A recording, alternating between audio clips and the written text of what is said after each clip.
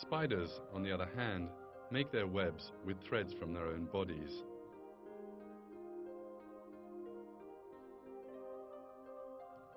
Spider thread is 5 times stronger than steel of the same thickness.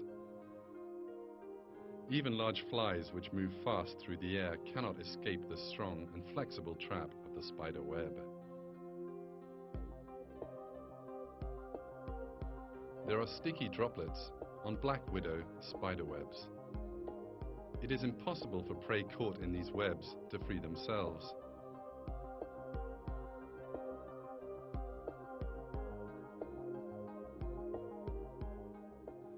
The spider's web is sticky, flexible, and amazingly strong. Beyond being a trap, this web is actually an extension of the spider's own body. The spider feels the vibration of every prey that gets caught in the web and catches it without delay. The web is produced in the spider's hindquarters. It pulls the thread produced by a special organ with its legs. The sticky droplets on the surface of the thread are actually small bunches of thread. These open out when necessary and the web easily stretches.